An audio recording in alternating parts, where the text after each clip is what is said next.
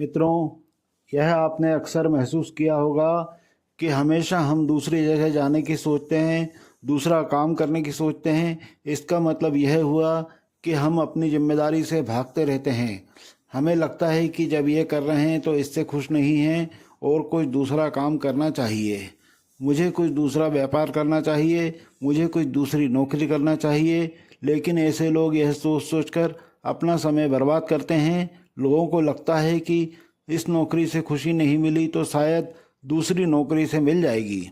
इस व्यापार में मुझे खुशी नहीं मिली तो शायद दूसरा व्यापार से मुझे खुशी मिलेगी। और यही खुशी पाने की वजह से लोग इस दुनिया में भागते रहते हैं। और यह बात सिर्फ लोगों की नहीं है, शायद यह बात आपकी और मेरी भी है, मेरे साथ भी होती है, हम सबके साथ होती है। यह जो खुशी है और यह जो दुख है, यह हम खुद ही उत्पन्न करते हैं, यह हमारे भीतर है। लेकिन हम यह नहीं समझते हैं। हम समझते हैं कि हम अपनी जिम्मेदारियों को अगर बदलेंगे तो शायद हमें खुशी मिलेगी।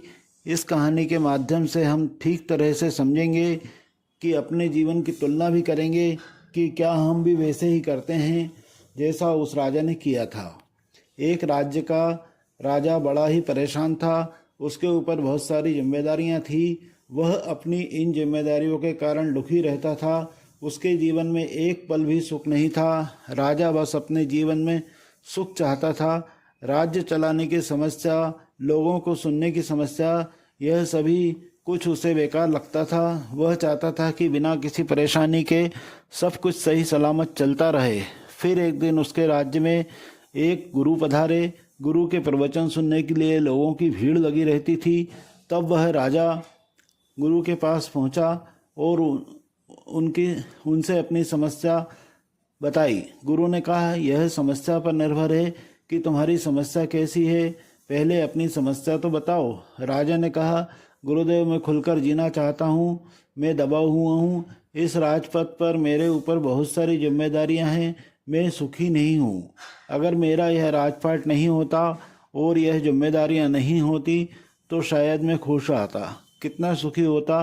कृपया मुझे कोई ऐसा मार्ग बताइए जिससे कि मैं इन सारी झंझटों से मुक्त हो जाऊं और मैं सुकून से जी सकूं। राजा की बात सुनकर गुरुदेव मुस्कुराए और उन्होंने कहा, यह तो बड़ा आसान है। इसका सिर्फ एक ही उपाय है कि तुम यह सब जिम्मेदारियां मुझे दे दो। जब यह तुमसे संभालनी ही नहीं जाती है तो मुझे दे दो और तुम अपना जीवन सुख से बिताओ। मेरी तरह तुम्हारा जीवन भी सुख से भर जाएगा। गुरु ने कहा, तुम्हारा दुख मैं उठा लूँगा। इस तरह से राजा अपने राज्य को गुरु को देने को तैयार हो गया। उसने दरबार में सबके सामने गुरु का राज्याभिषेक भी कर दिया और खुद उस राज्य को छोड़कर चला गया। जाते समय वहाँ अपने साथ कुछ धन लेकर गया था। राजा अपने जीवन को बहुत शांत स्वभाव के साथ जीना चाहता था, जैसे उसे किसी चीज़ का दबाव ना हो, किसी चीज़ का डर ना हो, कोई परेशानी ना हो। राजा का जीवन आराम से गुजर रहा था। अब राजा को चिंता और परेशानी होने लगी कि उसके बचे हुए धन से थोड़ा बचा है। तब उसने उस धन से व्यापार करने की सोची। उसने छोटा सा व्यापार आरंभ किया, पर उसे व्यापार में घाटा हुआ कि उसका जमा हुआ धन सब नष्ट हो गया।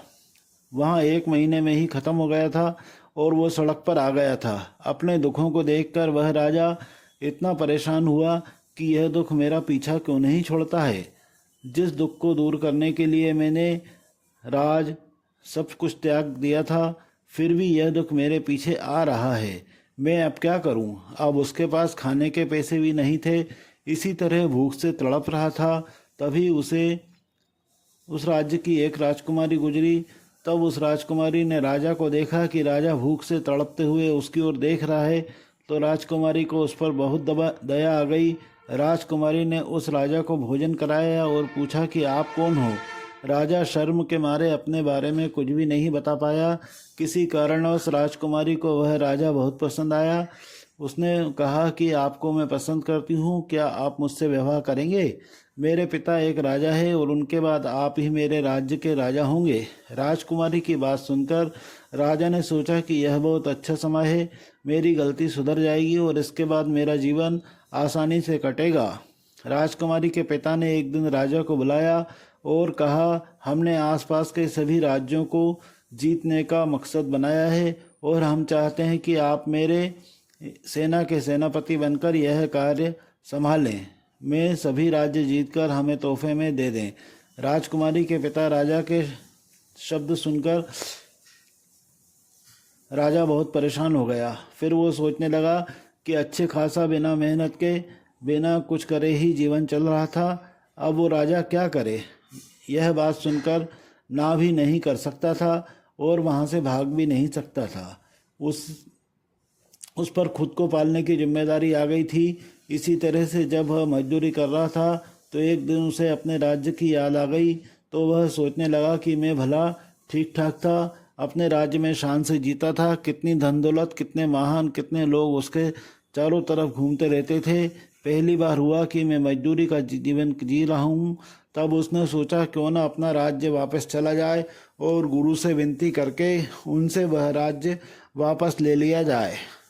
निर्णय करने के पश्चात वह अपने राज्य में चला गया। उसने देखा कि राज्य में चारों ओर खुशहाली है, नए नए निर्माण कार्य चल रहे हैं, सब लोग अपने नए राजा की जय जयकार कर रहे हैं। राज्य की सीमा पर एक शक्तिशाली सीमा लाइन खिंची हुई है जो अपने राज्य को बाहरी आक्रमणों से बचाती रहती है। यह सब देखकर उसे गुरु के पास पहुंच गया और कहा, गुरुदेव, इस दुनिया में मुझे ना यहाँ पर सुख मिला था और ना वहाँ सुख मिला था। मुझे यहाँ से भागने के बाद सुख मिला, ऐसा क्यों नहीं हुआ? गुरुदेव उनकी बात को सुनकर गुरु ने कहा, सुख और दुख तुम्हारे भीतर होते हैं, यह जगह बदलने से नहीं जाते हैं। जगह तो हमेशा तुम्हारे साथ चलती रहेगी क्योंकि तुम नहीं बदल रहे हो। तुम्हारे सुख और दुख कैसे बदलेंगे?